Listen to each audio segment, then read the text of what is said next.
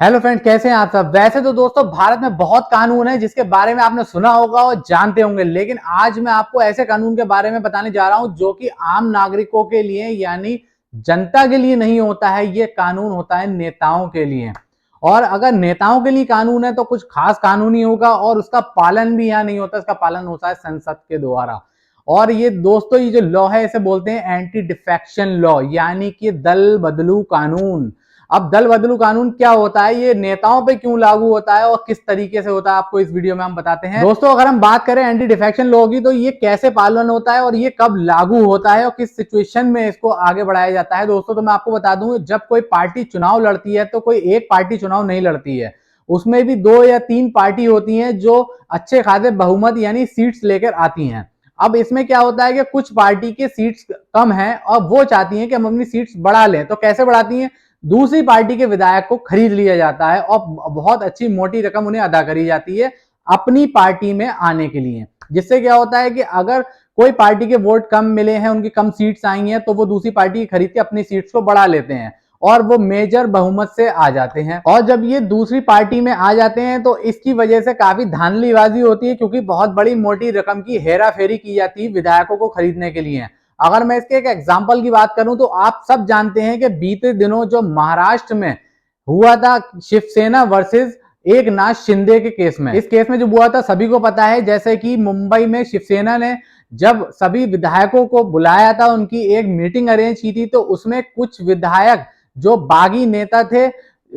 एक नाथ शिंदे उनके साथ हो लिए थे और कुछ विधायक ऐसे थे कि उन्होंने अपनी पार्टी तुरंत चेंज कर ली थी और इस पार्टी से हट गए थे। जबकि जीतने के बाद विधायकों पे ये एंटी डिफेक्शन लॉ फौरन ही लागू कर दिया जाता है और इसकी वजह से वो पार्टी को नहीं छोड़ सकते। अब हुआ क्या था, आधे ज्यादा विधायक जो थे वो एक नाथ शिंदे की तरफ चले गए थे, जिसमें नुकसान उठाना पड़ा था शिवसेना को। अब जब शिवसेना को नुकसान उठाना पड़ा था तो उन्होंने साफ साफ एंटी डिफेक्शन लॉ का हवाला देते हुए बोल दिया था कि अगर आपने वापसी नहीं की या फिर इसमें कोई भी तरीके के आपने हरकत की तो आपको एंटी डिफेक्शन लॉ के द्वारा इसमें निष्कासित कर दिया जाएगा और आपके उसके अगेंस्ट आपको कार्रवाई की जाएगी। दोस्तों नेताओं के लिए बहुत ही तगड़ा कानून है ये, क्योंकि नेता क्या करते हैं कि पार्टी जीतने से पहले वोट के लिए आपके पास घर घर पहुंचेंगे, सारे वोट मांगेंगे कि हमें वोट दे दीजिए, जिस पार्टी से लड़ रहे हैं उसके थ्रू वोट लेंगे। लेकिन जब वो जीत जाएंगे तो वो उसी पार्टी के सगे नहीं रहते हैं, वो क्या करते हैं फौरन ही चेंज कर देंगे अपनी पार्टी और क्या करेंगे, दूसरी पार्टी जो हार रही है, जिसके पास कम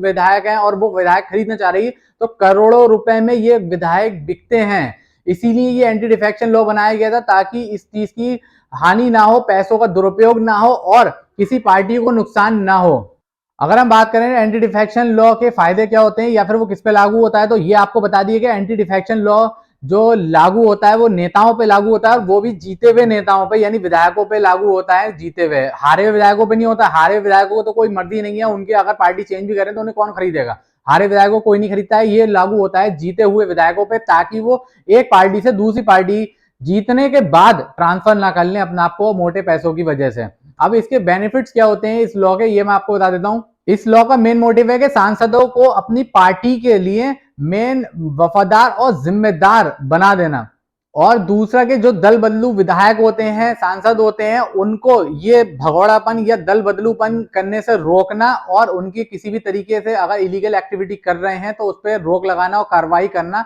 इसका मेन मोटिव यही है। जिस तरीके से राजनीतिक भ्रष्टाचार पे भी रोक लगाई जा सकती है, क्योंकि क्या होता है कि बहुत बड़ी मोटी रकम का हेराफेरी होती है और अगर किसी भी पार्टी में कोई जीत रहा है तो बार बार अगर कोई ये पार्टी बदले पड़ा है, किसी ने 1 करोड़ की बोली लगाई वो उसकी पार्टी में चला गया, किसी ने 2 करोड़ की बोली लगाई वो दूसरी पार्टी में चला गया, फिर उसने 3 करोड़ रुपए दिए वो तीसरी पार्टी में आ गया, तो इस तरीके से बहुत नुकसान होगा और बाद में ये हेरा फेरी होगी। तो ये भी एक बहुत बड़ा पहलू सामने आया था कि नेताओं का कोई भरोसा नहीं है, सांसदों को भरोसा नहीं, जब वो चेंज करेंगे तो पार्टी एक पार्टी दूसरी पार्टी दूसरी पार्टी तीसरी पार्टी यही चेंज करते रह जाएंगे। तो इसलिए ये कानून लाया गया था। अब बात करते हैं इस कानून को कब लाया गया था, तो वो मैं आपको बताता हूं इस कानून कब लाया गया था। इस कानून की अगर हम बात करें एंटी डिफेक्शन लॉ की, इस कानून को 1985 में प्राप्त करने के लिए संविधान के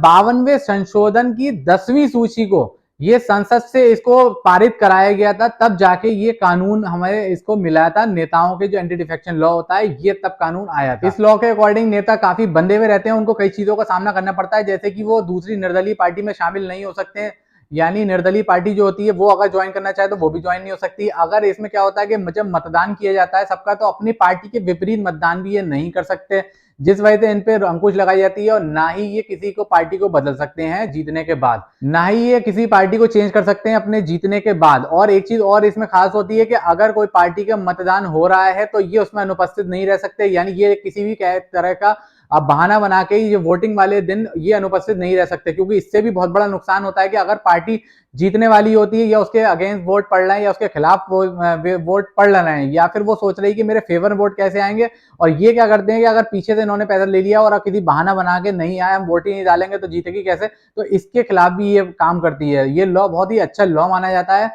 और दोस्तों अगर कुछ आपको नया सीखने को मिला हो, नया जानने को मिला हो, तो मेरे चैनल को सब्सक्राइब कर दीजिएगा, वीडियो को शेयर कर दीजिएगा ज्यादा, और देखते रहिए मेरे YouTube channel legal defence. Thank you.